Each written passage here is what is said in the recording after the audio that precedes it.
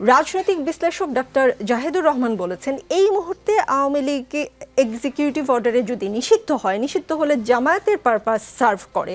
আপনারা কি কি পারপাস সার্ভ হয় আপনাদের, বা কি কি পারপাস সার্ভ হয়েছে তাদের কার্যক্রম নিষিদ্ধ হওয়ার পর? জি, ধন্যবাদ আপনাকে এবং আপনার মাধ্যমে যমুনা টেলিভিশনের দর্শক শ্রোতা মণ্ডলী সহ দেশবাসীকে সবাইকে স্বাগত জানাচ্ছি আজকের এই টকশোতে।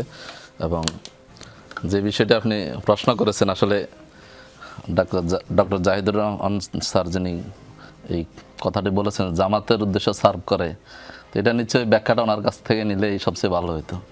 আপনাদের কোনো পারপাস সার্ভ হয়েছে কিনা? না, আমি মনে করি এখানে আমাদের পারপাসে সে জাতির পারপাস সার্ভ হয়েছে, বা মানুষ, সাধারণ মানুষ যারা হচ্ছে যে এখানে জীবন দিয়েছে, এখানে সরকারি এবং বেসরকারি হিসাব অনুযায়ী প্রায় 2000-এর অধিক মানুষ যেখানে জীবন দিয়েছে, শহীদ হয়েছে, সে শহীদ পরিবারের পারপাস সার্ভ হয়েছে।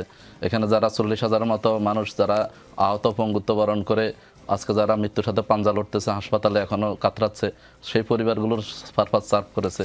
এখানে যারা গুমের শিকার হয়েছে, আয়নাঘরে যাদেরকে বন্দি করে রাখা হয়েছে, এখানে যাদেরকে পঙ্গু করে দেওয়া হয়েছে, এখানকার যেই যাদের আজকে বাংলাদেশ ব্যাংক থেকে শুরু করে শেয়ার মার্কেট কেলেঙ্কারির মাধ্যমে যারা হাজার হাজার কোটি টাকা এখান থেকে লুটতরাজ করে বিদেশে পাচার করার পরে যাদেরকে গুলি করে মারা হয়েছে মতিঝিলে, সেই পরিবারগুলোর পারপাস সার্ভ হয়েছে বলে মনে করি।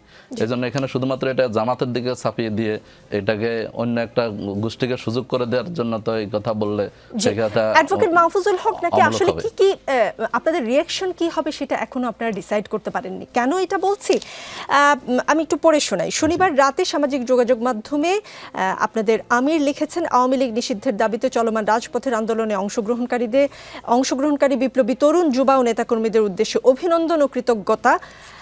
তারপরে আবার দেখলাম যে তিনি এর পরে রাতে তো ওটা বলেছেন, তারপরে তিনি শনিবার মধ্যরাতে রাজধানী মগবাজার চৌরাস্তায় এক পথসভায় আগত নেতাকর্মীদের বলেছেন যে বাংলাদেশ জামায়াতি, তিনি বলেছেন আওয়ামী লীগের কার্যক্রম নিষিদ্ধের মাধ্যমে আমাদের প্রাণের দাবির আংশিক পূরণ হয়েছে। কিন্তু আজকে রবিবারে তিনি বলছেন রাজনৈতিক দলগুলোর সাথে আলোচনা করে আওয়ামী লীগকে নিষিদ্ধ করলে ভালো হতো। এর আগে তিনি অভিনন্দন জানিয়েছেন, কৃতজ্ঞতা জানিয়েছেন, তিনি আবার আজকে বলছেন রাজনৈতিক দলগুলোর সাথে আলোচনা করে সিদ্ধান্ত নিলে ভালো হতো। জামাতি ইসলামী আওয়ামী লীগ নিষিদ্ধের দাবিতে গত কয়েকদিনের আন্দোলনে মাঠে ছিল, আপনাদের বড় ফেমাস নেতাদের মাঠে দেখা গিয়েছে, এখন বলছেন আলোচনা করলে ভালো হতো। এটা কি দায় এড়ানোর কৌশল, নাকি আপনারা কনফিউজ যে আসলে আপনাদের রিঅ্যাকশন কি? না, এখানে কনফিউশনের কোনো বিষয় নাই। এখানে কনফিউশনের কোনো বিষয় নেই। কারণ হচ্ছে যে আপনারা জানেন যে আওয়ামী লীগ নিষিদ্ধের দাবি এখানে শুরু থেকে যারা শহীদ পরিবার, আহত, আমি যেটা আগে বলেছি আমাকে, এবং যারা বিচার চান, বিচার প্রার্থী মানুষ, বিচার ফাউন্ডেশন হয়েছে, সব যারা নির্যাতনের শিকার হয়েছেন তারা বিচার আওয়ামী লীগ নিষিদ্ধের দাবি করছেন, আন্দোলন করছেন। বিশেষ করে হাসনাত আবদুল্লাহ যখন এই দাবিতে যখন সে অবস্থান নিয়েছে যমুনার সামনে এবং এনসিপির মিটিং থেকে বের হয়ে এসে সে প্রথম এই ইনিশিয়েটিভ নিয়েছে এবং সে আহ্বান জানিয়েছে যারা এটাকে সমর্থন করেন তাদেরকে রাস্তায় নামার জন্য। এবং সেখানে শহীদ পরিবার, আহত পরিবার থেকে শুরু করে জুলাই বিপ্লবে যারা জড়িত ছিলেন সবাই স্বতঃস্ফূর্তভাবে সেখানে অংশগ্রহণ করেছে।